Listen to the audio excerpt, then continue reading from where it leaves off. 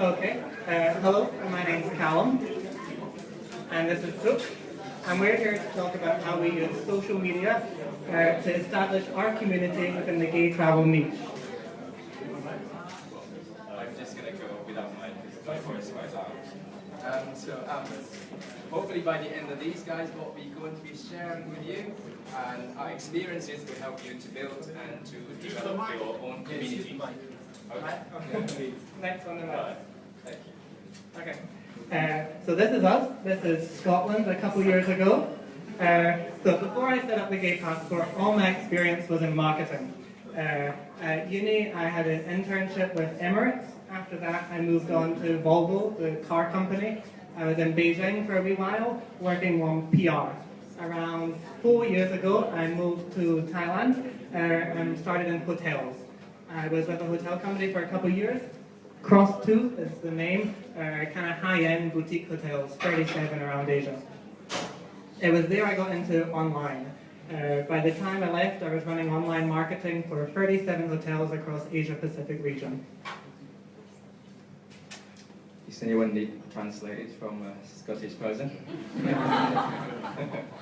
Okay, so that's me, that's right at the end, wicked diving. So I love travel, and I don't think anyone wouldn't like it. Keep your hand down, otherwise you get beaten up. I love to travel, and I've been in the travel industry for 15 years. First start in hotel, and before I left it to scuba diving, was doing that for another 10 years. And so in the past few years at the diving school, I'm really starting to get into online marketing. Okay, so I set up the Gay Passport around 2 years ago. While working at a hotel, I noticed there was a huge niche in gay travel, but no professional advertisers in the zone. So our company, we have two sides really. First is a travel guide with reviews, a bit like TripAdvisor.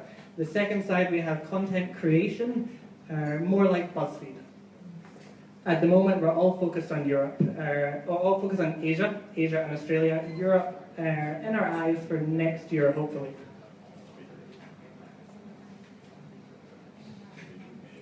I hate numbers, that's why he put me to talking about it.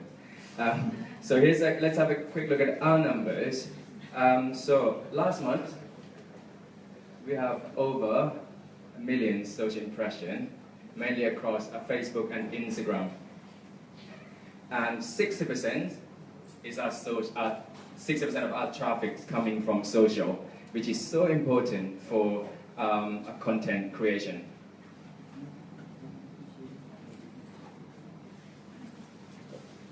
I think, well, yeah, the numbers are good. Our page views are growing all the time.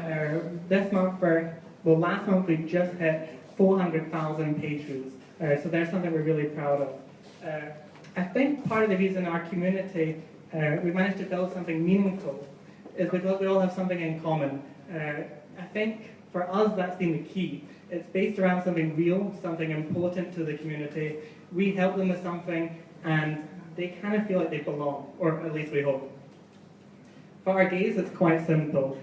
When they travel, we want a hotel to give us a double bed without any awkward questions. And you'd be surprised how often that doesn't happen, even with our big partners. Additionally, gay media in Western society doesn't really highlight Asian men enough. So this is one of our big competitive advantages in this area.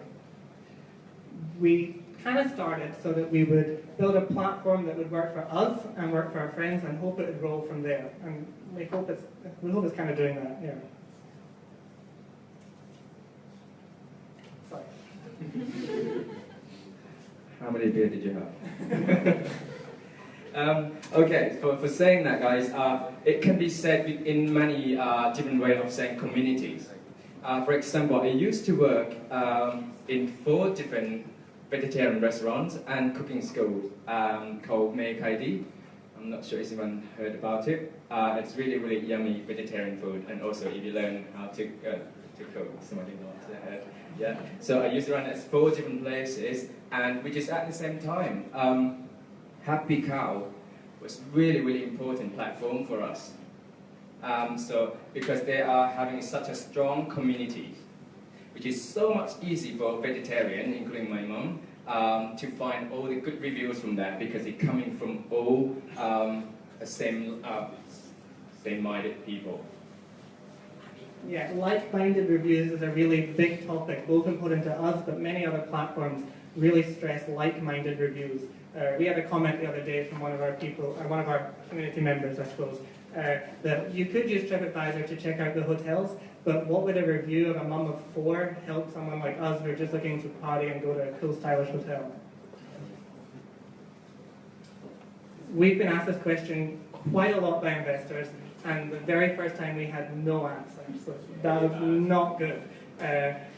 Luckily, we went home, did our research. The EU have been really helpful. They've done a lot of, the tourist board there have done a lot of work on this. Gay travel is worth 200 billion annually and growing fast.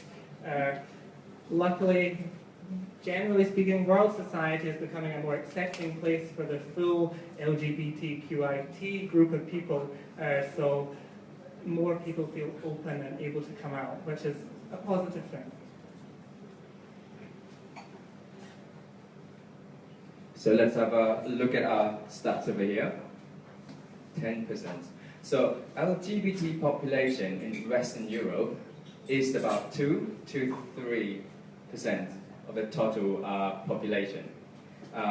Okay, and it's accounting for 10% right over there, and which is from a leisure travel spend. Isn't it a marketer's dream right there? Right, so you can't deny it. Yeah, so a marketer, if they get to have an ad spend targeting at 2% of the population, but their market share is 10%, and it's quite a good sector to be targeting. Okay. So social media, this is what we're here to talk about. We built our community from the ground up. They really are everything to our business. Their readership means we get 2 or 3 times the industry benchmarks for click-through rates. When we recommend a brand on one of our articles, they don't only read the article, they then jump onto brand.com and read more about it there. We've been full-time for a year now. Over the last year, we've had some interesting experiences on social media, and I wanted to shine a light on what we thought was going on. Each of the social medias is unique, and we have to behave differently on each social media. The individual communities are very different on all of the different platforms. We've had great success over Instagram. In the first 6 months, we had 10,000 photos from our community members shared with our hashtag. We were quite proud of that, and we're quite proud how beautiful the photos are. So, real wanderlust in these. We've taken these photos and we've made them the face of our brand. Now, these are not just the best. You can go check it out right now on Instagram. We've used our photos for our website cover. We use them for our Facebook cover, our profile picture. We use them in our articles, across our adverts, across our whole marketing channel. We do ask their permission, and most of them always do say yes. We've only had a couple people where they just ask for credit to be given every time. So really, if you have a community and you can respect them and you can use them as the face, then I think it works really well. We're not the only people to do this. Everyone from Dove, all the big beauty clients are starting to do this now. We actually, after this had been going a few months, we set up a weekly column where we'd select the maybe 10 best or 5 best of each week and highlight them. Since we launched that, the community has been growing very rapidly. Now this is just talking about the Instagram sub-community, I suppose.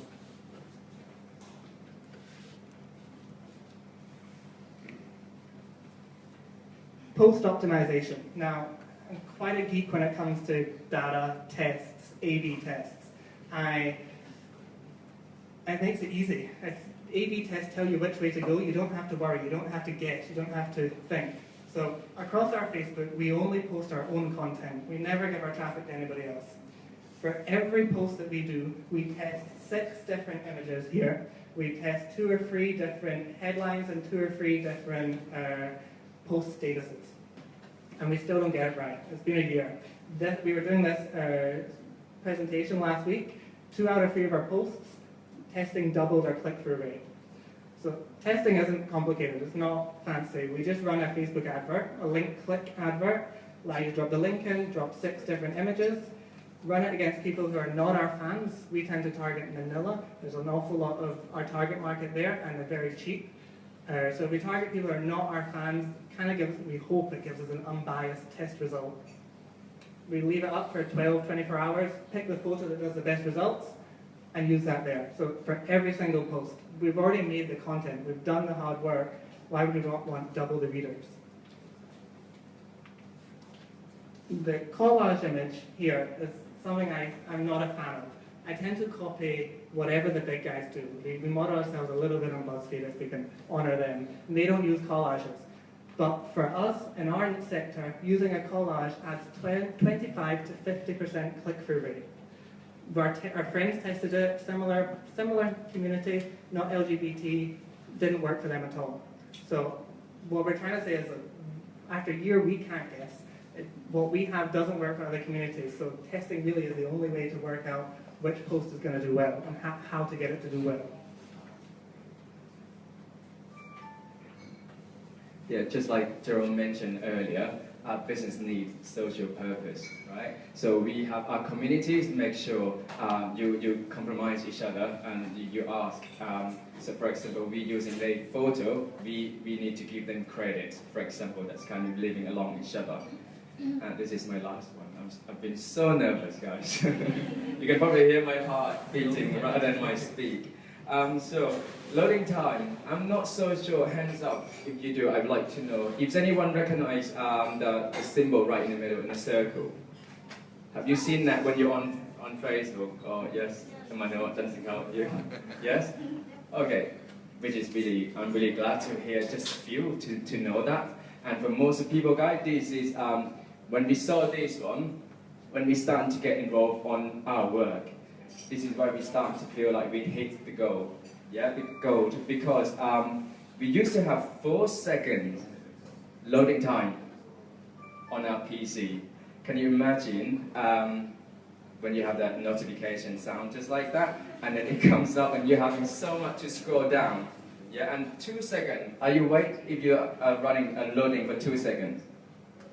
Exactly. So 4 seconds, you're just in the dream, you yawn. So you just keep on going. So, for saying that, we were working on instant article. That's what the symbol is for. Yeah, you will see in most of the article, and then you will see that right on top or right below. And what happens is you click it, that's what instant means, isn't it? It goes up immediately, just like that. So you don't have to wait for 1 or 2 seconds at all. And so we're saying that before we worked and came up with an article, instant article, we pretty much, as soon as it was open to the public, and we're the first game media who use it, which is we're really proud of that. And so this is what we have right before the instant article, average of 20,000 people who saw the post. And then wondering what would be like within instant article. Just because you don't have to wait, you are being so impatient. So we got up to 80,000 people who saw the post afterwards. Yeah, it's not just that. Yeah, so it's not just the reach. That's improved. Also the bounce rate, it's also dropping down for us. It's from 70% down to 20%. So people stay longer on our post, which is worth it. That's what we work for. So if anyone doesn't know, for Facebook instant articles, you have a special plugin, or you can set it up, and the content that you have is preloaded in the Facebook app. So you don't actually leave the Facebook app. That's how they can deliver it instantly for you. I'm not a developer. It took us probably a week to set it up, but we were quite happy from going from 20,000 to 80,000 reach. Bear in mind, at that time, our Facebook page probably had 20,000 followers. So to get 80,000 reach on every post, not bad. Nothing else changed. This was for a weekly column, format changed. Format was the same every week. So the only thing that changed between those 4 was Facebook Instant Articles. So we talked about how you could optimize it so people would want to click it. We talked about how you could remove the bounce rate. But that's still when you're starting out, or still when you want even more reach. How do you get it in front of their eyes? How do you get it to in front of the relevant people? Yes, you can pay for it for your Facebook advertising. Everyone does that, we do that. But we heavily relied on community influencers. We found it a much more cost-effective way to reach the people that we wanted to reach.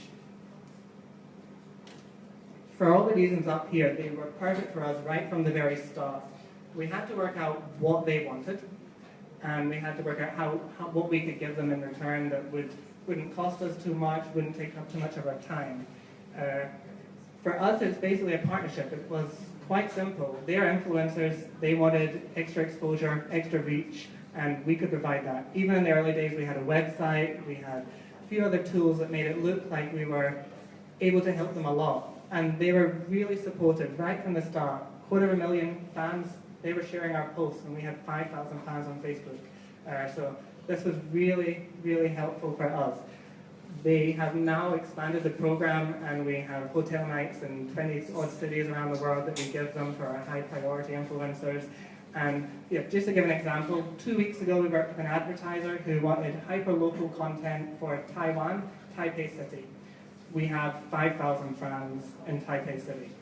We worked with 5 influencers, and we were able to deliver 500,000 reach in an afternoon to the advertiser. So these guys are part of our community. They are part of our whole business model now. After the first couple, the rest just kind of dropped into line. We were quite clever about who we picked first and how we promoted it. That's it. So thank you for listening. I hope it wasn't too much just about our company. So any questions?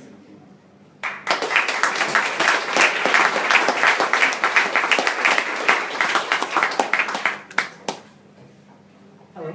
I saw you have KL on your site here. Yes. That's right. And it's a very conservative city. Indeed. Correct. So, Correct. like, I was just wondering, what is your experience with, marketing to a community that's not so receptive to LGBT? Sure. That's a really long. I just discovered what it all meant. I knew what LGBT meant, but I didn't know that you had. Yeah, they've added quite a lot. It gets longer almost every year. So Can we make it a symbol or something? for KL, there's 2 sides to the story. One is outbound, one is inbound. KL is our #1 city for readership in the world. So we were totally blown away by that. The stats that we quoted are 2% of population from Western Europe. That's because it's the only region in the world that's actually done this type of research. We're pretty sure that it's 2% in Western Europe, it's probably 2% all over the place. KL, maybe they want to travel more, maybe they're just interested, we're not sure, but KL is our #1 for readership to our website. Most KL people read about Bangkok, so they're traveling to Bangkok. KL from an inbound point of view is interesting. It's okay. We have to travel, we travel. From an advertiser point of view, the big brands are okay. There are big brands there, and they will work with us because it fits their overall global pattern. Some of the independent boutiques, we had an awkward moment at ITV last week where we were quietly pushed away from the booth, but the big brands are fine. So yeah, it's a mixed story there. In fact, one of our biggest customers is Shangri-La Hotels, and their owners are Malaysian, from KL. So yeah, it really depends. Any other questions? Okay. Yeah,